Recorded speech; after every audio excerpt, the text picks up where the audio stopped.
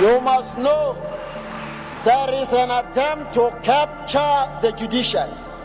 I see the moderates within the ANC and the radicals within the ANC getting separated from each other.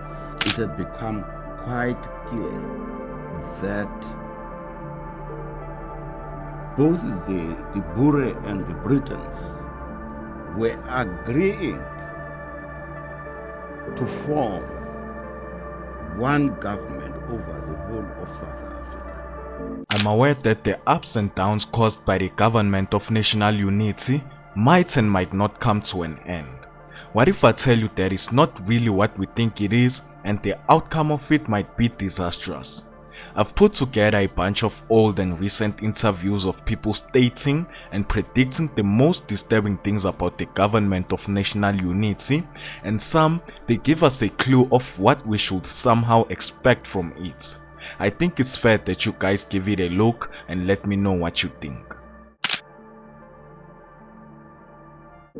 By 1907, it had become quite clear that both the Boere and the Britons were agreeing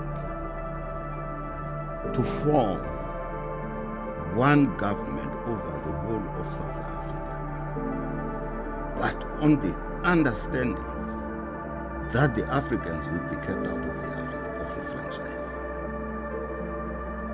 And so, therefore, 1909, you get the National Convention by the whites. But in 1909, also the Africans form a convention, as a result of which they sent a delegation to England to persuade the British government not to sign the Act of Union, which then was a bill. And one important feature of that is that a decision was taken that there was to be a committee which would continue to be in existence after 1909, which was led by Walter Hoosa. And so the Union of South Africa was formed, and the Africans were kept out of it. And those in the Cape, for the franchise in the Cape, the door was left ajar to get rid of it at some stage. And so they did in 1936, and that door was closed. And then by 1912 or from 1910, the Africans were canvassing amongst themselves the formation of an organization which they regarded as a parliament for Africans, in contrast to the parliament which had been formed by the whites in 1910. And so the African National Congress was formed. I see the ANC, I see a new political realignment, more around values and away from old historical divisions. I see the moderates within the ANC and the radicals within the ANC getting separated from each other. The war will be who gets the trade name ANC and who forms a new party. But I see a split coming, whether it will be a series of smaller splits or one big split, I can't predict, but a split coming and a realignment in party politics where people believing in the same values, although they find themselves in different parties, will much more easily be able to work together, form coalitions, and will be representing the overwhelming majority of South Africans which are moderate in their outlook and who would like South Africa to succeed, and who don't believe and don't support radicalism in whatever form.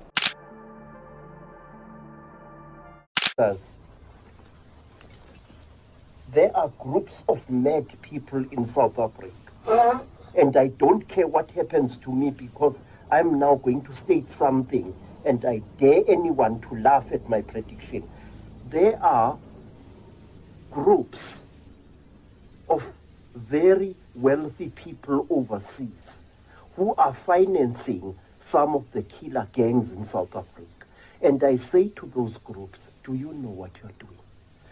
Again, Goskas, I wish our people, black and white, could evict these murderers from our midst. Let me ask you. Are we talking about immigrants who've moved here? No, ma'am. No. We are talking about very high criminals of an international stature who have made a beeline to South Africa and who are setting faction against faction, manipulating party against party to cover gigantic acts of theft, of stealing South African money and taking it overseas, to cover up gigantic thefts of South African minerals, diamonds, gold, and the like. Our country is being murdered by criminals who manipulate people. And when you manipulate a person, you can make him do something without him realizing that you have manipulated him. We cannot completely ignore your predictions. It's my understanding that you predicted the 1976 student unrest. Yes. You, with a prophet called Lillian, predicted this. So maybe there is some truth to this. Goskas, I wish the great leaders of our country, all of them, should be aware and ask themselves questions. Do you see a black government very soon in South Africa? Of course. Of course. But, Goskas, that government is not going to bring us peace.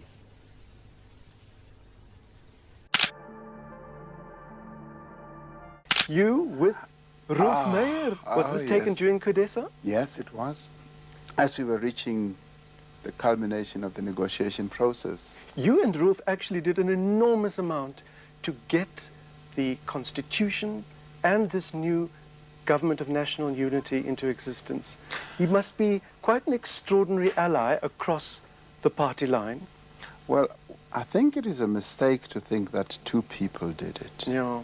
What we achieved, and all of us, was achieved by all South Africans. All of us played our little part here and there to get us where we are. So it isn't Ruth and I who wrote the Constitution. We all wrote the Constitution. We all wrote the Constitution. I was telling people how cleverly the two of you designed the South African flag when I gave you the box of crayons. Do you remember that weekend yes, we spent together? I do. It's a very successful flag. Inkatha has been operating openly, I don't know for how many years, unharassed and unpersecuted by the state. In fact, the leader of Inkatha Freedom Party is the chief minister in a homeland created by Pretoria. The resources of that homeland are at his disposal. He has got offices in Ulundi. He gets his salary from the South African government. Most of his ministers are paid by the South African government. They have never been arrested, persecuted, or banned, banished, or exiled like ourselves. Unlike Mandela, he has enjoyed all the space to mobilize. Mandela, until last year, was in prison for 27 years. All the senior leadership of the ANC, for information, has never been able until last year to come back and build an organization inside South Africa. So I think the comparison is rather unfortunate. Inkatha is a sweetheart organization, loved by Pretoria and not harassed at all. And they have never been involved in a struggle, in my own memory, against the South African government. They are like a church, as far as I'm concerned, which goes every day unmolested to preach the word of God. They preach the word of freedom without taking any action to ensure that freedom comes about. You know, black people have been poor for a long time, and a lot of them live to please white people. Because white people have resources. And so we sit in Rosebank and Sandton and all of these false non-racial restaurants to please white people because they have resources. So when people intimidate someone like me or other advocates, what they're doing is to tap into the anxieties of black people for survival. So it's not just physical. I'll tell you now that when the white structure doesn't like you, you can starve. And no one wants to starve, unless you are me. So in a way, if I tell you that in the past 4 years, apart from government that took work from me, all the big law firms that used to brief me never briefed me. So you have to deal with that. And in order to survive that, you must understand that, and it's not easy because young people who are advocates, they want to pay rent. And so they'll capitulate and all of this because no one wants to live in misery. But, I live by the fact that I think you better starving in dignity than eating in shame, where you don't lose yourself. And I think the white system doesn't like that. And that is why our leaders are servants of whiteness. It's because they depend on whiteness to survive, to finance their lavish lifestyles.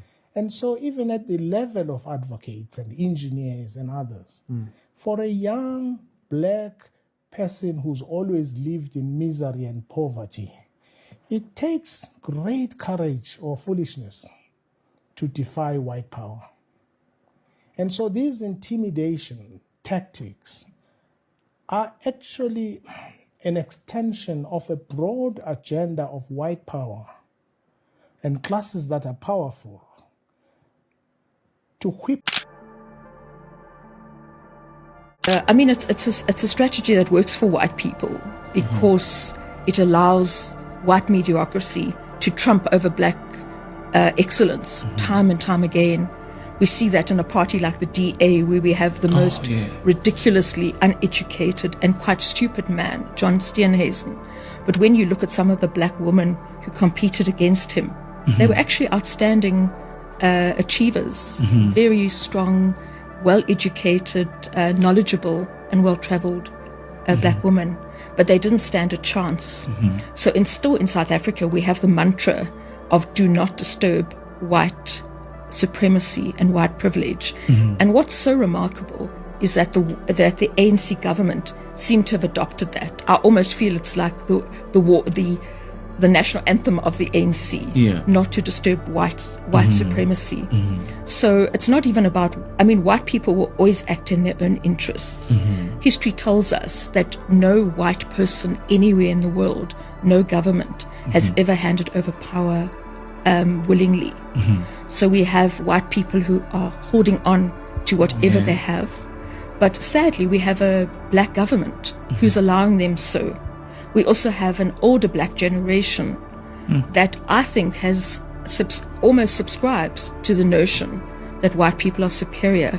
And that's where the tragedy lies, not in white people thinking they're better. We know that's a false dogma, but it breaks my heart when we see black people buying into that notion. And we see that in everyday life, where black people will go into a white supermarket. Black people will consume white media, although the images of black people in mainstream media are shocking. Black people are criminalized. They're seen as poor family representatives. They've always been put down, not only in South Africa. You see that in the US. But yet, black people will still go to white media first. They'll still go to white banks. And I think that's a very sad symptom of the power of white supremacy. You must know there is an attempt to capture the judiciary. And a captured judiciary will never be able to use the Constitution as an instrument of transformation. So Cyril Ramaphosa is just an agent of white power. He's not that important. I mean, he's disposable. White people would choose somebody that they think will advance their interests. So they're probably already thinking of somebody else to replace him because he's not doing the job very well for them. He's not convincing. He's lost credibility amongst all sectors. So I actually feel sorry for this white mainstream media because they're selling something that can't be sold, actually. And at some stage, we cannot...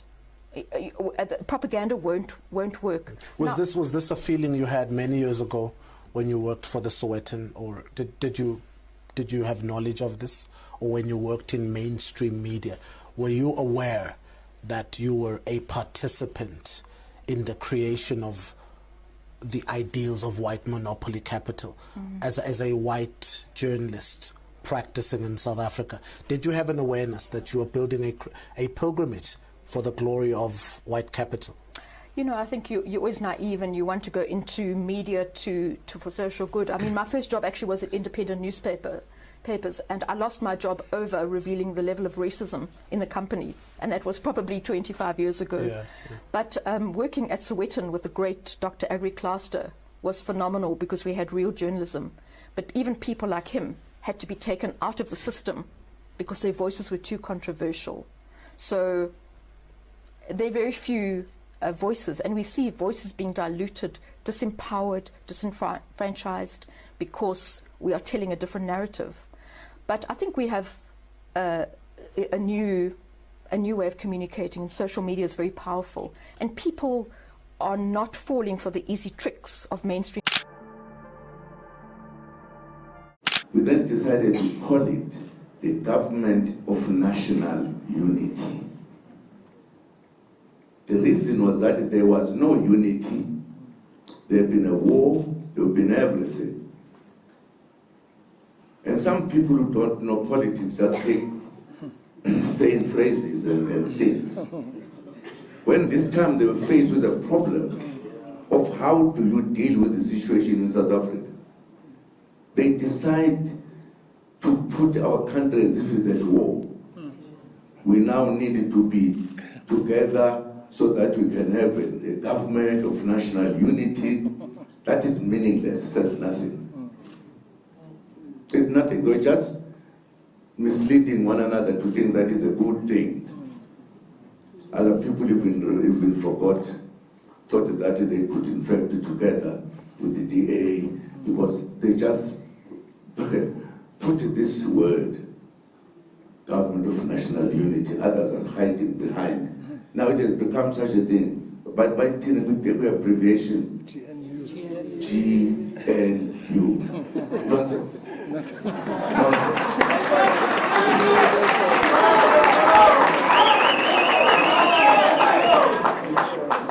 Now, if I was a journalist, I would have written a long article to help people here understand that it's just a fake. They just wanted to be together for various reasons of their own. An Inkatha Freedom Party. During that process of this interim government, a constitution was being written, if you recall, and the constitution was finalized in 1996, and that government of national unity came to an end. The National Party left the government, but fortunately the IFP stayed on. So you had the government basically of the ANC and the Inkatha Freedom Party. Context is different now. Right. What we have now is not a transitional government. It's an attempt at trying to form a government because the elections were not decisive. No party was big enough to form a government on its own. And therefore, this is actually not a government of national unity at all. This is a coalition government of the parties which have not been able to get more than 50% of the vote. And I would like to insist on this. Conceptually, this is not a government of national unity we're talking about. We're talking about a coalition of parties to form a government. And I think that's very important. Is a GNU a Faustian pact? It's the question, sir, you asked on X. Faustian, my understanding is that it's basically something that is done for present gain. without regard of future cost or consequence. What's your concern, sir? I want to emphasize once again that conceptually we're not dealing with a government of national unity here, we're dealing with a coalition of parties to try and form a government. The danger that we have here is the following, and I thought I should make this point. When you have so many parties coming together to form a government, the question is then what happens of the distinction between the executive and the legislature? Will these parties in parliament behave differently to the way they would behave because they're part of the government? Maybe we should look at it differently. We should look at a situation where a few parties, maybe the ANC, DA, ISP, maybe the MK party, if they so wish, form the core of the government. Someone earlier on, I'm telling you something I shouldn't be telling you. Someone earlier on phoned me. Remember, there is this GNU, GNU. I call it a GNU. By the way, niyazi ukuthi yini GNU? Isilwane ngama leta na impondo ngaphambili GNU igama layo. GNU. Check your dictionary. Ilwane lezi GNU. IGNU isilwane ngama. Take your 5 rand coin. Ile silwane eziku 5 rand. IGNU le. Ibonake. They have chosen that name, GNU, GNU. Someone said to me earlier on, one of the things they are considering, someone who wrote to the speaker and they wanted my views, someone said they are considering, remember, amabhunu, angikhuluma ngesizulu, amabhunu avele athi kukhongolose ayilula lento ababambe ngalezi zinto ngamalengiso. Abambe ngamalengiso. Abambe ngamalengiso asitole kusizulu. Abathe ngqinga abalengiso. Ababhulu abambe lezi zakithi ngamalengiso. Zathunyelwa lezi zakithi kakhongolose. Abamba ngamalengiso ne. Athi amabhunu sizongena la kodwa ke sikhulume ngalento ngeOrania. Hawu. Abelungu bafika namhlaba lana. And then sebebeka as a precondition yokuya etafuleni babe izilwana amaganusi ukuthi cha akukhulunywa akurecognize lento yabo umhlola lona. And what I find alarming, if I were the president of a ruling party, I would have gone there to go and canvass for the election. I would have done that symbolically. Ngihambe namasosha ngifike ngene lapho bengeke bamenze lutho yabo. So what do you say then to coalition government? Because those who are predicting are saying we're likely to have a coalition set up. God forbid, that's a disaster, Days. Tell me your experience. I preside over those, as people of Tswana. You come from Tswana. I know. I've seen the Tswana before and after. Yeah.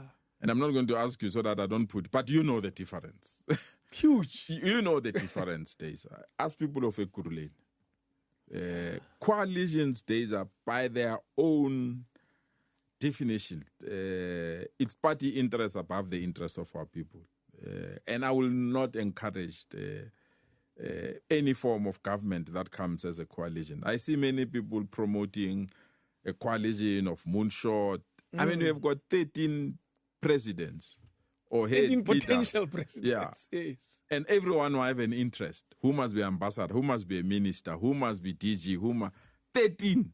Sure. To think they will take that decision in the interest of the country. They're not. Yeah. So I can tell you, if there is something that I've learned, and I'm even writing a book about, it's coalitions, the do's and don'ts of them. They are bad days. How do we overcome them? And there are some them? people who... And for example, I led the negotiations on coalition in Gauteng. And I rely on what days. People that come to a podcast, people that do interviews. Hey, this one has an interest of people at heart. Let's go and work. Yo, days. They're different. They become greedy. They become, or credit card guy. That's how they are. As the company card. So sure. I don't mind any government, but if it's coalition government, I can tell you, it's going to take us backwards. And some even say what we have in Tshwane and Ekurhuleni and other places, KZN, eThekwini, is likely to be seen in national. Yeah, that would be disastrous. I can tell you, I'll really feel pity for those that will be running that government. It's going to be very difficult. For once, it takes time, Des. You must consult everyone. So if, for example, we have to improve Alexander, there is a party that say our interest is colored communities. So if Kirege go Alexander, no, why should I go Reger Park? Yeah. So we have to spend 2 weeks arguing Reger Park, Alexander, you know? And then there is a CFO post. They say, no, we're not just CFO, we're not guy HOD. So it's a lot of those things that... No, it creates problems. So I would encourage that, but there are some people that believe in it. Democracy dictates that, allow them to believe in it. But where I stand, I can tell you, it is something that will really destroy our country and destroy our resources and governance that we have worked so hard up until now. So where we're heading maybe problematic. Yeah, unless voters ensure that. What do you say to those that are upset and angry at ANC and say their lived experiences as a result of the ANC? Well, they have the right to. But what I know is that there's no person that has not been impacted by an ANC police. There's no person. Whether positive or negative? Whether positive or negative. And I always say 70% it will always be positive. 30% will. The problem that you are dealing with an organization that have to satisfy everyone's needs immediately. And it's impossible. Let me give you an example. Somebody who's not employed says what? I'm not going to vote for you.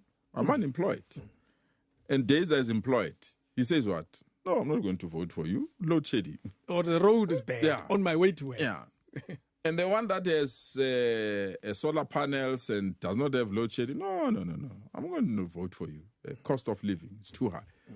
So, and someone says, I'm not going to vote for you. My child has not been accepted at varsity. Someone's child has been accepted at varsity. I'm not going to vote for you. There's no NEFSAS. Someone with NEFSAS, I'm not going to vote for you because NEFSAS delays. So you've got these moving targets and you have to satisfy all of them. And if you listen to everyone who's not happy on one thing and they forgot on the thing that they have, because it's those that don't have that speaks louder. Those that have are the ones that are quieter, the ones that have houses, they have jobs. I mean, Gauteng, for example, we've got the highest people that have jobs, 5.4 million. But people say, no, Arnaspan. So anyone, therefore, will find fault against the ANC. But it's only those that are genuine. I took my children to I stay next to the airport just for them to understand the aviation industry.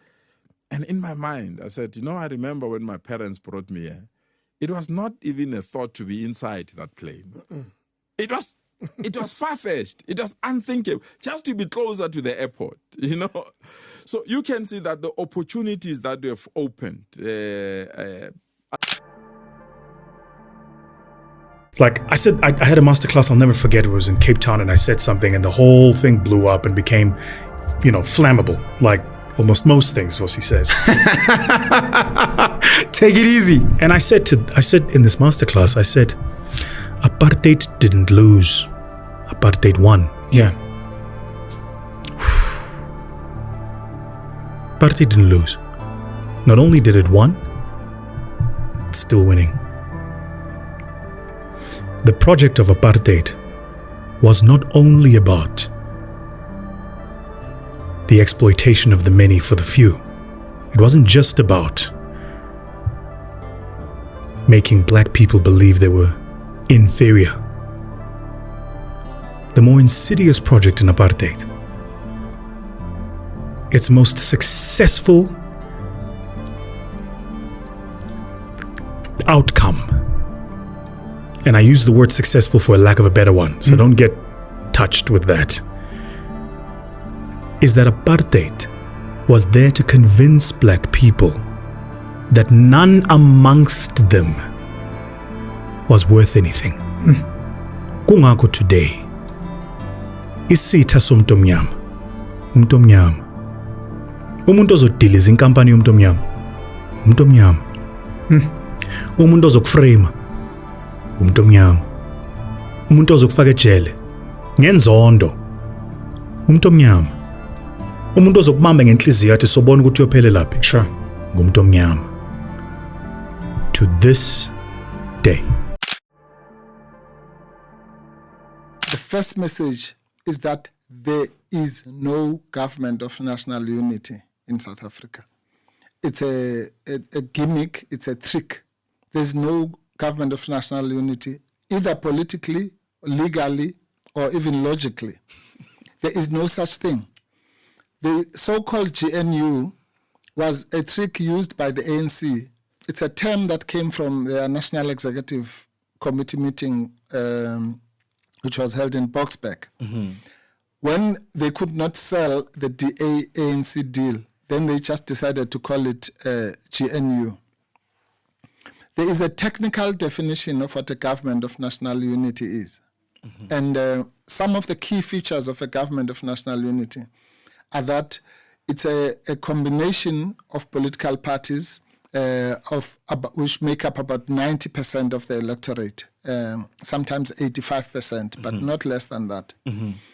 So that first part of that definition cannot be met because the forces of change, the progressive forces in South Africa now command more than 25%. So this coalition, whatever, it doesn't matter how many parties they put in, will never be above 75%. So it fails the first test of what a government of national unity is. The second test is that a government of national unity is put into place when there's been a national crisis, whether it's a war or, in our case, in 1994, apartheid, the devastation of apartheid, or any other national calamity. In other words, a calamity that affects all of us, whether you are a Christian or a Jew or whatever, as a nation. That's why it's called national unity. So the nation then unites. After Japan, when they were bombed by the Americans, they had to unite around this. I think even the Israelis did that when their genocidal war started. Now they put together what they called a war cabinet because they saw it as a national crisis. So that's what is required. Now you must ask. So that's the second test that they fail. What is the national crisis that has happened now? Elections results? No. How can? But that's a crisis of the ANC. The ANC has lost elections. EFF's position of a national government of unity and get clarity on what has changed. Because Julius Malema, when he spoke to the BBC last year, was, and I quote here, the president is not carrying the national agenda. We need a government of national unity constituted by all of us who are not driven by political party interests, but the interests of South Africa to resolve this immediate crisis which will affect all aspects of our lives, end quote. He was referring to the challenges the country is facing around the economy, around unemployment, ESCOM. What did he mean by that when he supported then the idea of a government of national unity with all the parties, as he said, but now as the EFF, you're coming and saying that's actually not a position you want to take? So that context of that interview, which is being opportunistically utilized now, was when we're saying that Ramaphosa must immediately step down. And remember, the Constitution says that when a president steps down, the government is dissolved. And then we say that as part of the transitional measures. It was after the Phala situation where we say that Ramaphosa must step down as part of the transitional measures now, so that we don't go to early elections. Let's constitute a government of national unity, whatever it's formed for, because the period towards elections was not necessary to could call early elections. That was the context of it. But also you must appreciate that we're now dealing with the politics of electoral outcomes that came from the 2024 general elections. And by the way, in that period when he spoke about that, it was before the parties whom we had said that ideally in South Africa, when the ANC loses power, it must be taken out of power completely. Yeah. But we had a variety and a myriad of political parties who were sponsored by the Oppenheimers to characterize and define the economic freedom fighters as an enemy force. Yeah. And we can't stand back and say, you call us an enemy force and then later on want to form a government with you. And we will never do that. To be fair, Floyd, I watched this interview again. This context, the presenter was asking Julius Malema about the crisis the challenges that the country is facing, and particularly because we're just about to get into, I think, the highest stages of load shedding. So he was asking it around that and not necessarily around President Cyril Ramaphosa and whether or not he must step down. And the response to the challenges like ESCOM, unemployment, the economy, Julius Malema says then we need a government of national unity. I can tell you now emphatically that the context was due to the failure of Ramaphosa, that Ramaphosa must step down, and in the intervening period, there must be a government. There will never be a period where the Commander-in-Chief of the EFF said that we must constitute a government of national unity. Because I remember our approach to the 2024 general elections was for an outright victory. And there was no way that you could have said that we must constitute a government of national unity post-2024 then. He was speaking in the intervening period that if we recall this one and the government collapses, let's constitute a GNU for transitional purposes, not as a permanent feature. Let's talk about KwaZulu-Natal. There are reports this evening that there is possibly a deal that is almost to be signed between the ANC, the DA, the IFP, and the NFP. And I know you had indicated as the EFF that you would want the MK to lead in KwaZulu-Natal because they would be the party that received the highest of votes. How do you respond to the possibility of this deal that would see the IFP president become premier of KwaZulu-Natal? We have not yet authenticated that rumor which was spread by Mail and Guardian, by the way. The NFP president is going to talk to you today to either confirm or refute that, but we are not aware of such an agreement.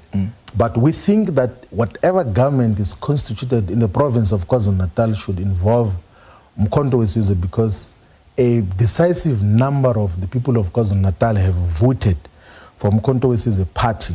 So, the Mkhonto weSizwe party is at 45-46% of the vote in KwaZulu-Natal. And then the second party is 18% and the other one is 17%.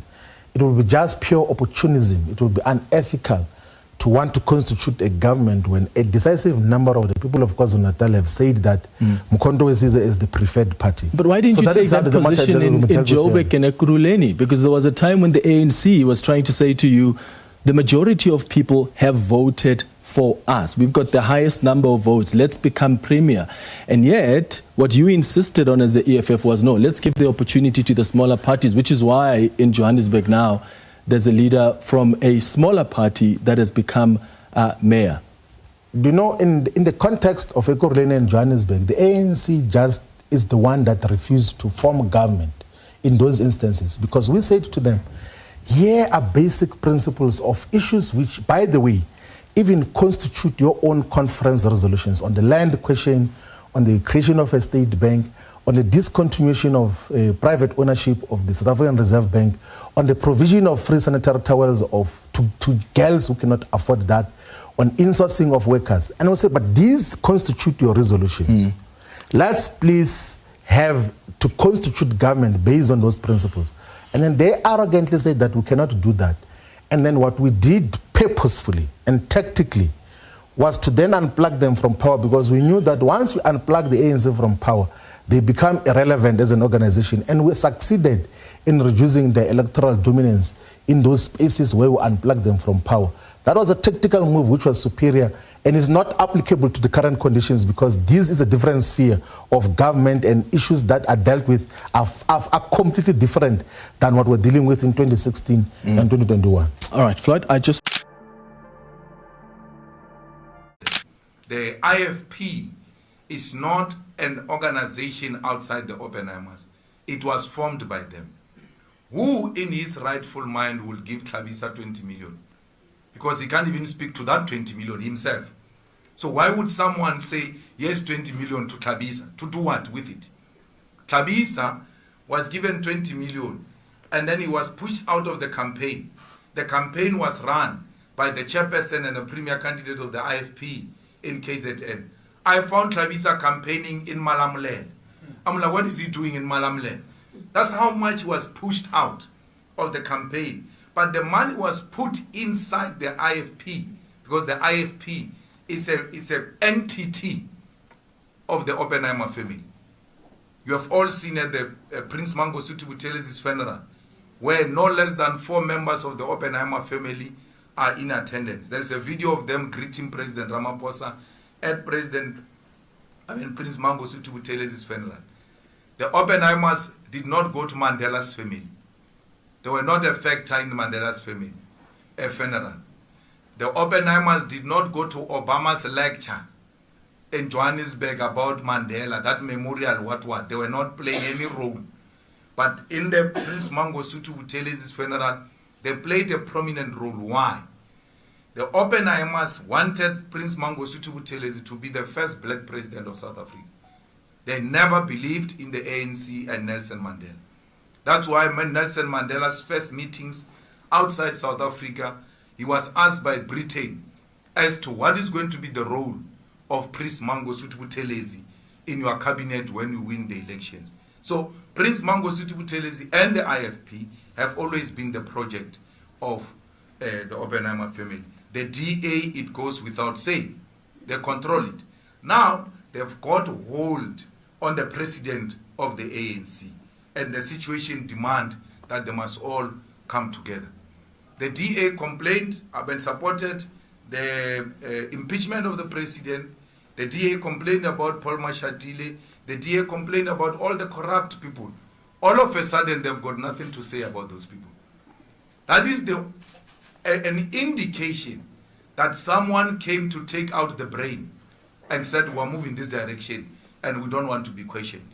Why would all of a sudden the DA see holy and good leadership in the ANC when they've not throughout the years? Is because when the numbers put together, the Oppenheimers see that they will still continue to be in charge. So the ANC played with an opportunity to isolate imperialist forces and the white monopoly capital in South Africa. This was an opportune moment for progressive political formations to come together. The president says to me, we cannot form the GNU without a DA because we want a non-racial GNU. I asked him a question. Are you saying the ANC is not a non-racial organization? Because the ANC is a non-racial organization without the DA. So why would it say when it comes to government, if there is no DA, we are not non-racial? But when they run their daily activities, including in their constitution, they are non-racial.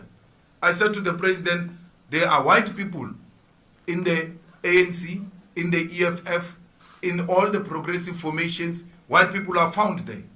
If it's about the question of non-racialism, we can still find white people from amongst ourselves. It's not the question of non-racialism. We are not opposed to white people. We are opposed to white supremacy. We are opposed to racism. We are opposed to Afrikanerdom. We are opposed to white monopoly capital.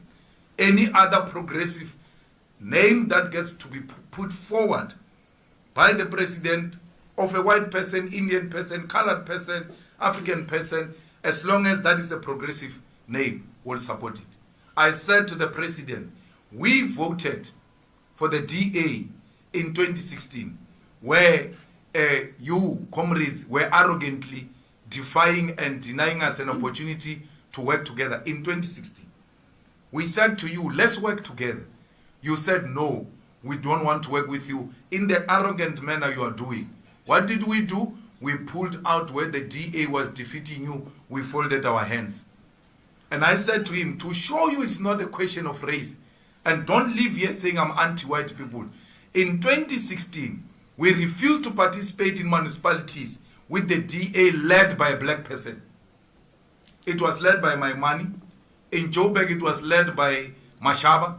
We still said, we don't care who are the faces. This organization is a tool for imperialism and for white monopoly capital. So it's not about color.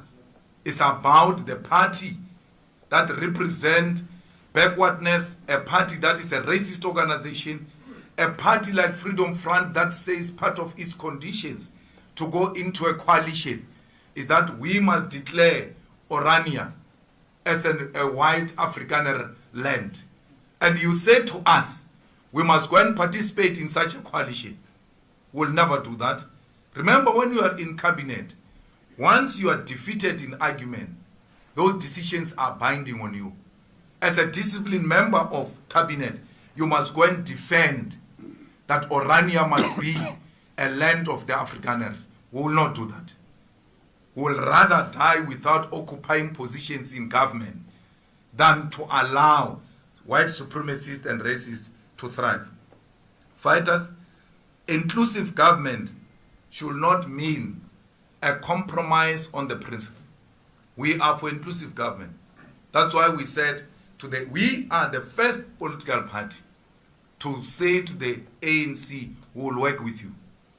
But because we understood the element of inclusive government and government of national unity.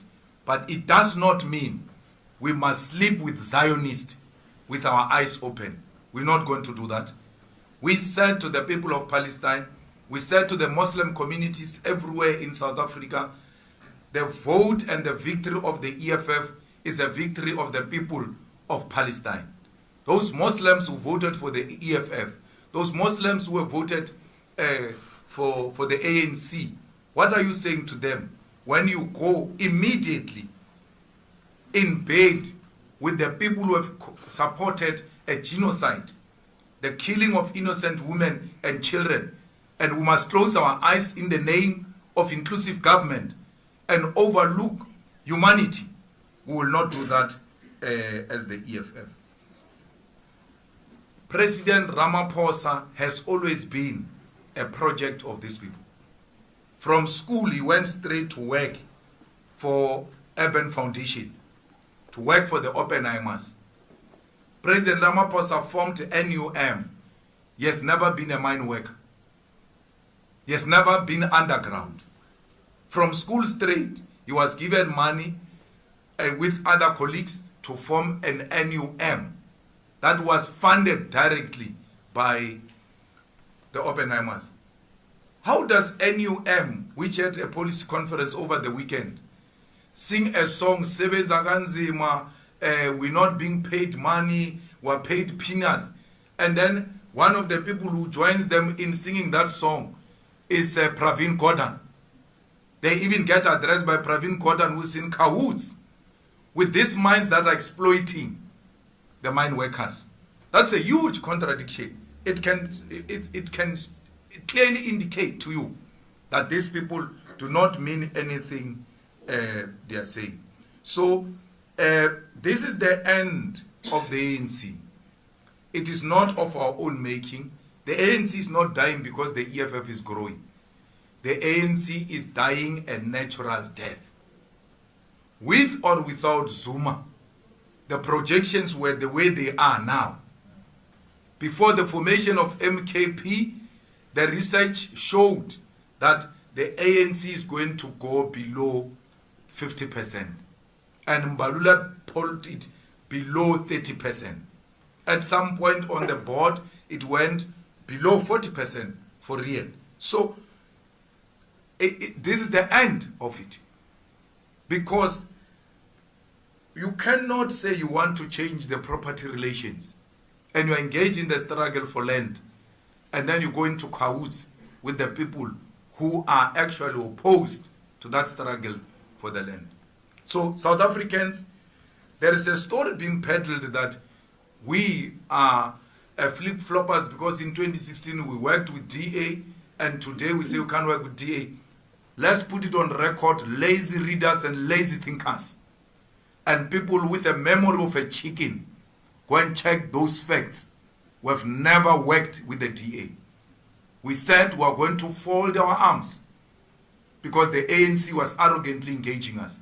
We folded our arms and the DA dealt with them. And today you want to now turn the whole thing and say the EFF worked with the DA. We never worked with the DA. We never had an MMC under the DA government.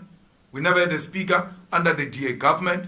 We never asked that which we're asking from the ANC, from the DA. There's an opportunity for progressive forces to align. When we say progressive forces, the people say you are saying black parties. There are no black parties. We are not a black party. We are a progressive force of the left. was saying the progressive forces must align. I told the president very clearly that maybe sometimes this thing rings nicely in your ear when the DA says we'll work only with the ANC of Ramaphosa. It's not true. The ANC of Ramaphosa lost in Tshwane, in Joburg, in Tekwini, in Ikuruleni, and PE.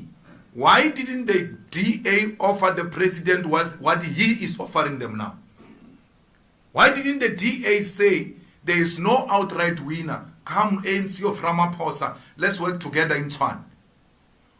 If this situation we're in now was the DA in this situation with 40% and Freedom Front with 11% and ACDP with 5%, we're not going to be talking these things we're talking. They would have united and isolated all the progressive forces. And I'm not speculating. I'm telling you facts. Go and check in Tshwane, where the DA has got no outright majority. Did it invite the ANC of Ramaphosa because they can only work with the ANC of Ramaphosa? The ANC is under Ramaphosa now, in Tshwane, in Joburg, in Ikuruleni. Why is the DA not inviting him? It is because Ramaphosa suffers from inferiority. He cannot work without white supervision. To invite the DA is to invite supervisors.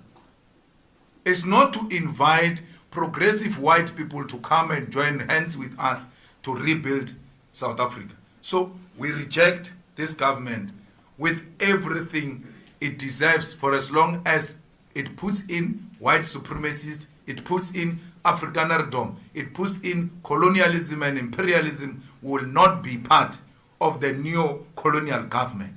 Comrades and everybody else who seek to persuade us otherwise, we are making a plea, leave us alone. If this is our natural death, let us die with our boots on. Still waiting for that. Okay, so when it comes to the constitution of government then, what happens if President Cyril Ramaphosa, for instance, gives the PA 1 or 2 ministries? Is that something that would dissatisfy you as a member of this government of national unity, given that you were not consulted about this party joining the GNU? We have to be consulted about it. And in fact, it's crucially important to point out the clause on the cabinet. It says, that's clause 17. Whilst recognizing the president's prerogative to appoint members of the executive, such appointments should be done in consultation with the leaders of the respective parties of the members considered for appointment. So he can't just let anybody come in. He's got to consult with us. And then he makes the appointments in consultation with the leaders of the parties who have been accepted for admission into the government of national unity. How extensive do you expect those consultations to be? Should he come to the DA and say, I've got 3 ministerial positions for you, this and this, and then consult you? Or do you expect him to say, okay, how do I constitute this government? And you as the DA give your own thoughts on which ministry you think should go to which individual or which political party? Well, first of all, he can't come along to say we're going to give you 3 ministries, because he has to look at clause 16. Now, clause 16 says that it's a bit of a word salad, clause 16, because it was changed so often backwards and forwards, but it currently says the government of national unity shall be constituted in a manner that reflects genuine inclusiveness of political parties that are party to the statement of intent and are represented in the National Assembly, broadly taking into account the number of seats parties have in the National Assembly and the need to advance the national interest. The President shall, in consulting the executive, take into account the electoral outcomes. Now, if he takes into account the electoral outcomes of the parties that have already been admitted into the government of national unity by the processes that we've spoken about here, that means whatever the size of the cabinet, we're entitled to 30% of the seats, and the ANC is entitled to 60% of the seats. Okay. So you can't say here, well, I'm giving you 3. It doesn't work that. That doesn't work that way. All right, so it has to constitute about 30%, which is what you are holding in the government of national unity. In numbers, just help our viewers understand, just to be practical in numbers, how many ministries are we talking here based on how cabinet, how the executive is constituted at the moment? Well, we don't know how big the cabinet is going to be. We want to reduce the size of the cabinet. So, of course, when you talk about how many seats we're going to get in the cabinet, it depends on... Do you still think that the government of national unity is a good idea? These interviews might be telling us a lot of things. The white leaders have planned this a while ago. The ANC is probably just a front used to sell out black people and to implement the white agenda. It's time we wake up and see our leaders and their agendas for what they really are. We're still far from freedom, and it's clear that the ANC is using their platform to mislead people. Y'all let me know what you think of this. My name is Jay, and this is Moment in Future, pulling you into the truth.